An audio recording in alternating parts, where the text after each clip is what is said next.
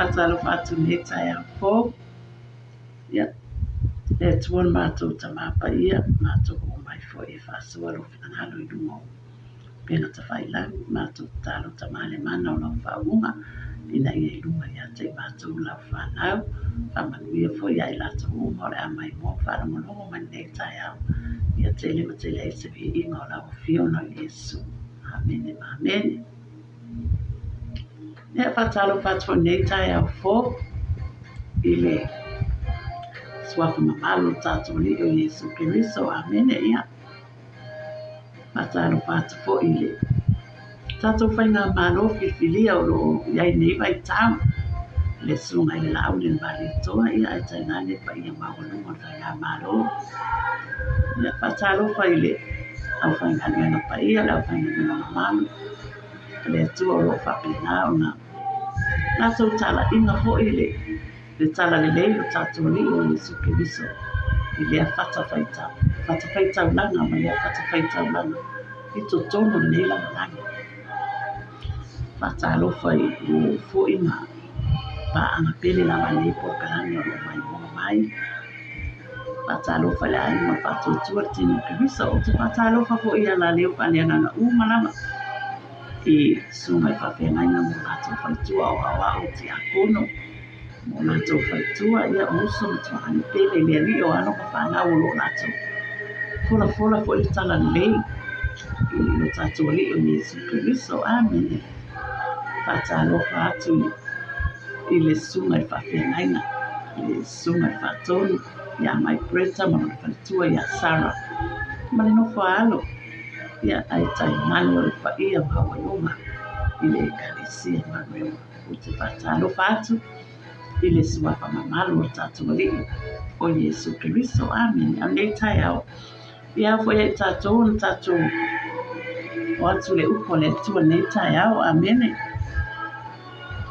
O tatu tu swaita nei tai au e mau I le lua konito. Lona na ta upo e ono. O le tusi a ekalesia. Ale apostolo Paulo I le ekalesia konito. O le whamaoni o Paulo I le tala ino le tala le le. Aron whai upo sifuna wha. O te wha tau ina I e whai fo I whamalosi. Mo I tātou le tai au wha mai aua tau te amio wha renga tasi mai e le whatu o tua. Pe wha pe feo na wha tasi o le amio tonu ma le amio le ama.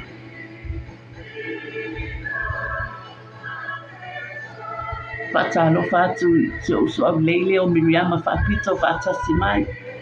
Tai sisa whatasi mai, so I fo manuia. Yeah. Whai mai, aua tau te amio whalenga tasi, mai e le whatu tua. Awa pe whape feo na whatasi o le amio, tonu ma le amio, le anga. Amen. Mana tua o tātou le aingo le whatu tua. Tātou le o talia le whautanga. Le o ta ua I tātou o le au Cristiano, o le au paia.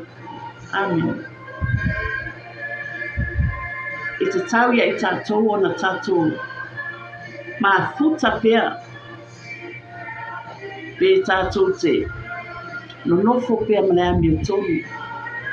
Ile I tūlanga leo o tātou iai nei vai tau. Awa leo tātou talia le whaotanga a.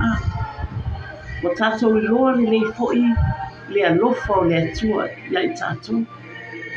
Amen. Awa le tātou te ola I le alofa tu mua o le atua. O mea le whai mai ei le whai tau le po le tustu singa le apostolo I le tai au nei mai aua tau te amio whaalenga tasi mai e le whatutu. O oe la maa o le tangata whatutu. Tātou tutu mau pe le whatutu. Awa o tātou lua le lei o le atua. Le foi la o tātou to e la whai mai nei tai au fō. I le alofa ma le anga le lei o le atua. O lona wha maoni le ai tātou. O lona alofa tu noa le ai tātou. O le mea le awa I tātou tangata whatuatua, tu mau alo tātou whatuatua. I lo tātou ali o Yesu Keriso. A wao se tu mau se ia o le ngata anga e whao leina.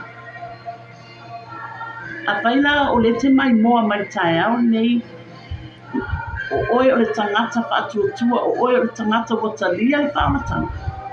E tauona e tu mau i whaamatanga. A wā o tātou loa le leile a lofa tu noa o le atua ia i tātou i lea aso ma lea aso.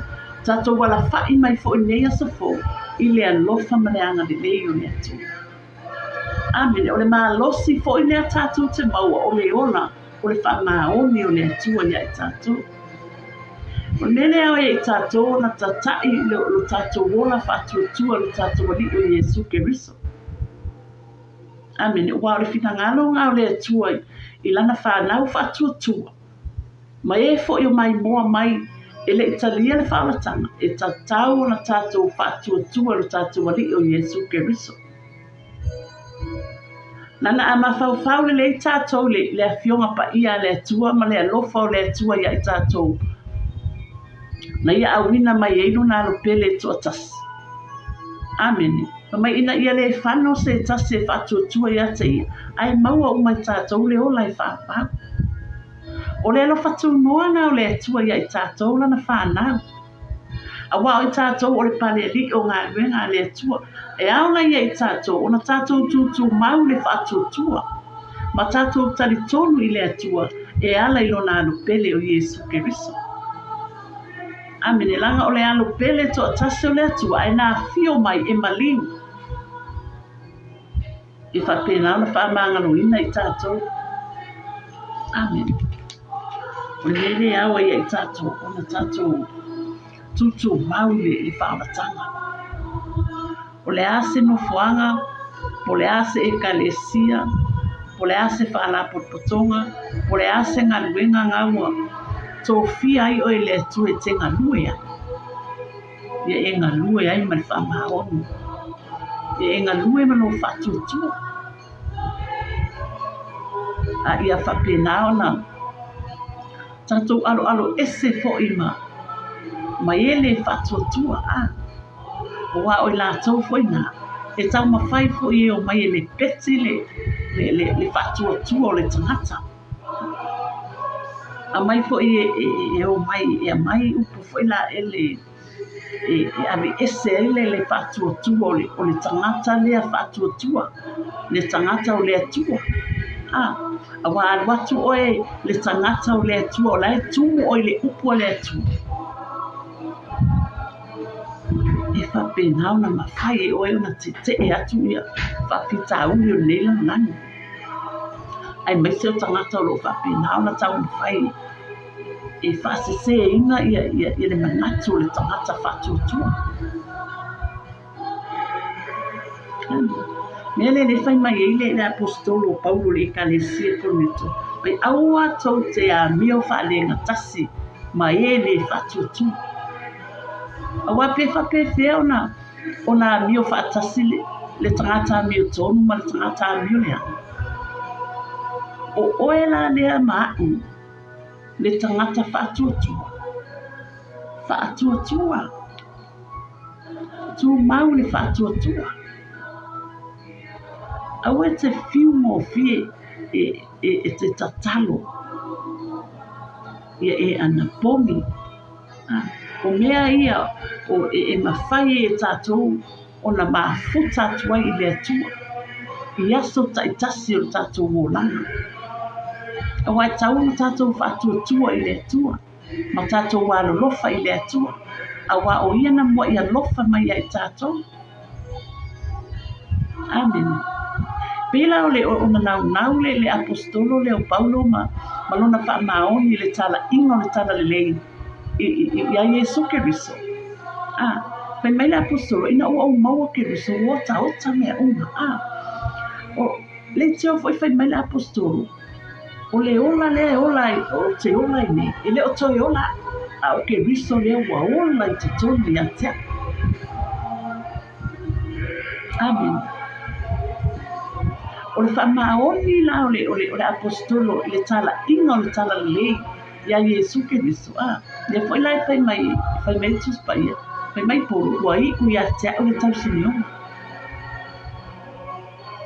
wai uia te ia lana ngā ruenga na whai o lo i le atua lo na tau pe nā fo i tātou nana whanau whātutu wa e tutu mau i le atua ma whaia lo na tina ngalo ma e alofa i le atua ma e alofa i tangata onga wa o tātou ia e iai fo i taimi e tau mō wa i le alofa i o tātou ainga o tātou tua oi amen ia ai o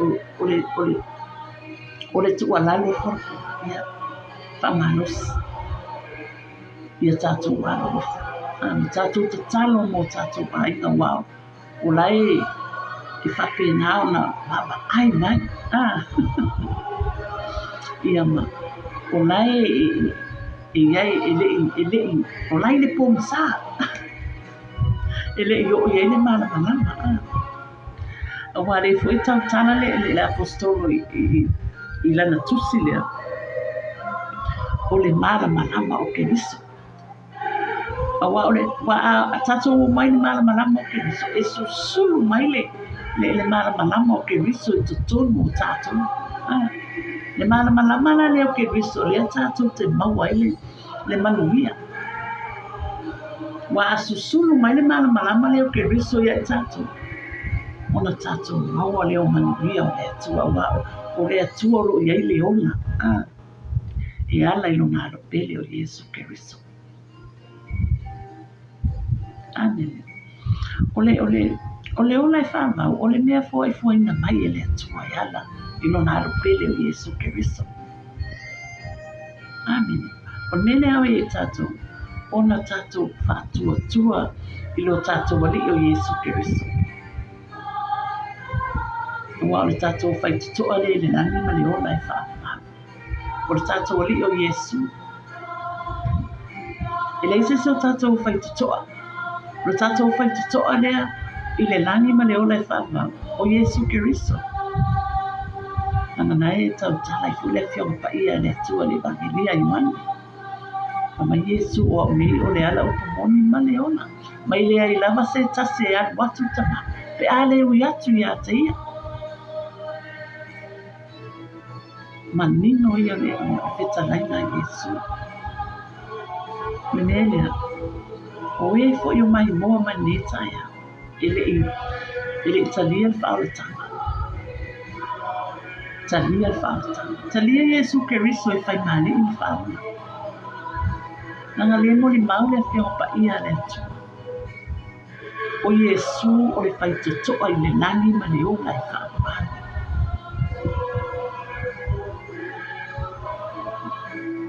amen aua tātou te ola vale tasi mai e le whatutua o e le tangata o le atu lea te mai moa mai tai mai e fo e le whatu e le o talia ina whautanga o lo mai moa mai talia whautanga talia Yesu sa tau le Kristiano tu mau le whamatanga tu mau le ngā luenga nai i te ngalue ai tu mau le ekalesia nai i te ngalue ai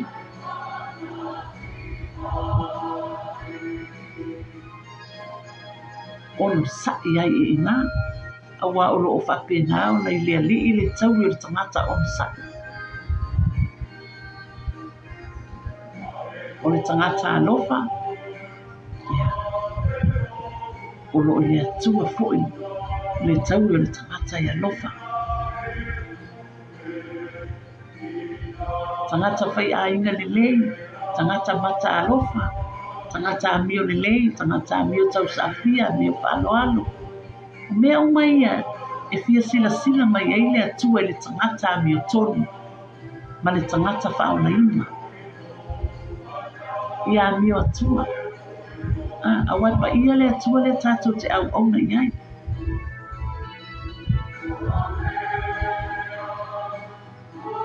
nei foi ia soa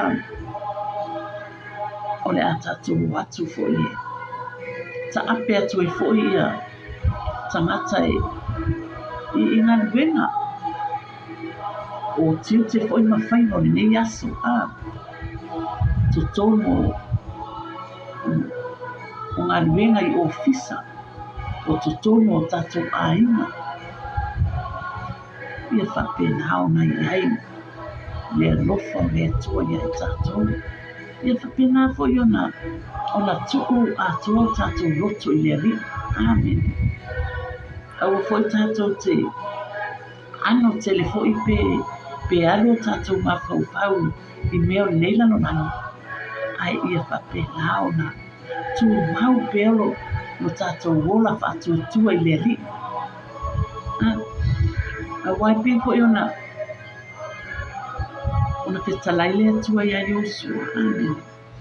Mai awa te fefe, awa te mata, awa o te ia te oi mea umana mai te anu ne. Awa pena whetalai le atua ia i osu wana na au auna. E whai e fo'i e le atua mo i tātou na whanau whatutu. Mena e tā ua ilo tātou wola whatutua, ilo tātou ali o Yesu Keriso. Nanga e pele ale le alo le atua o Yesu Keriso i le finangalo le atua. Nanga o le alo to atasi au le atua ai na awina mai e whatau ule le finangalo le atua. Mena e pele le atua na alo Yesu Keriso.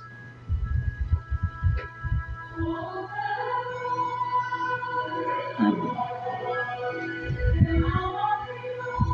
A whaila o le na maliu Yesu o whaasata roina le mana o lona tuto ia whapena fo na tatou whaia ngā nuenga ni le o le atua e ala i ngā pele o Yesu Keriso. Mele e whamalosi pe fola i le atai au ma le atai au. Tatou tutu mau i le whaolatanga. Ma ia whapena au na tatou whaatua i le atua e ala i ngā pele o Yesu o tatou le whaola.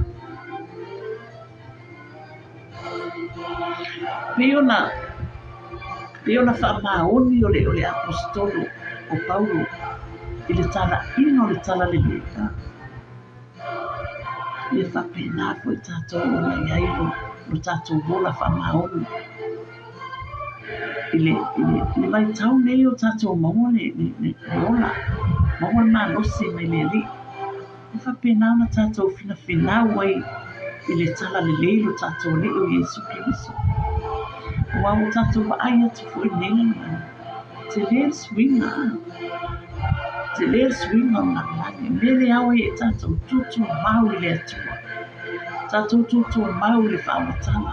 Whaaya e au tatou uru i le taimi e o mai eia pupua ngāma. Ma whaafita uri i o tatou ola.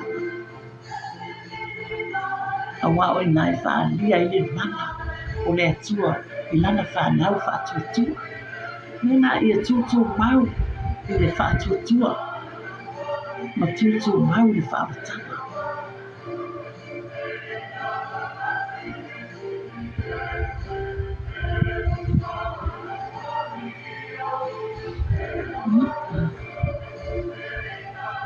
O le tatou whaasua na nei tai au. Mai aua tau te a mio whaarina tasi mai e le whatutu. Whai pēa lau oi a mio nei nai.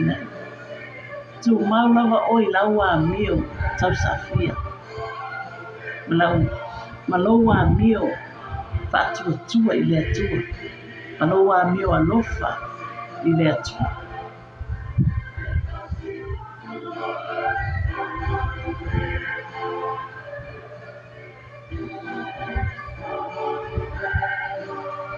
Ia.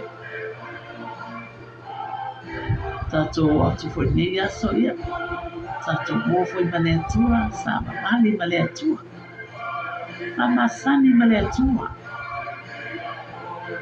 Ole tua lalo ai e fona. whamasani ma le atua. Au e mai mua mai tae au ne ia e whamasani ma le atua. I le mwhaiona e tali tonu i lau tala o lau whamalusi. Ona e te pia whai le te mai mua mai e te le talia whaotanga. Sau e talia whaotanga. Ona e tali tonu lea i le leo le atua. Mana whamau.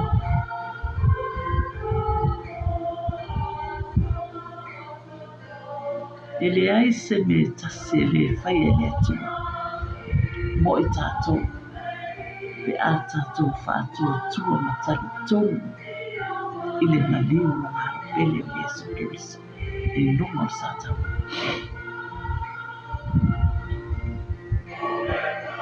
Amasani ma le atua.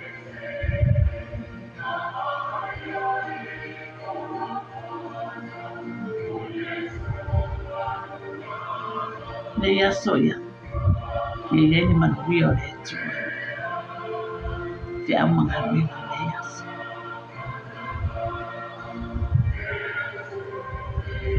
Sausauina i tātou umalama ni toto Yesu tātou li. Hola. Ia ia au alofa o le atua i luma ia i tātou. Nei tae au na nei asopo. O i lātou fwe o ngā lulu i tonu o ofisa. Ia whamanuia le atua. Nai whanau fo'i i tutonu a oa onga. Whamanuia i lātou uma. Ia o lātou uma fo'i o le ano nofo i whali. I nei aso. Whamanuia le atua. Nai o tātou tua oi. Whamanuia i lātou uma le sua whamamalo tātou li i Yesu Kiriso. Ia. Whamanuia fo'i nai o tātou a i ngā uma nama. O lo whaafonga mai wao. Lai mai se o le aupa ia. O susunga i whawhia naika. O nā tau whale tua o ngā wao ti a kuno.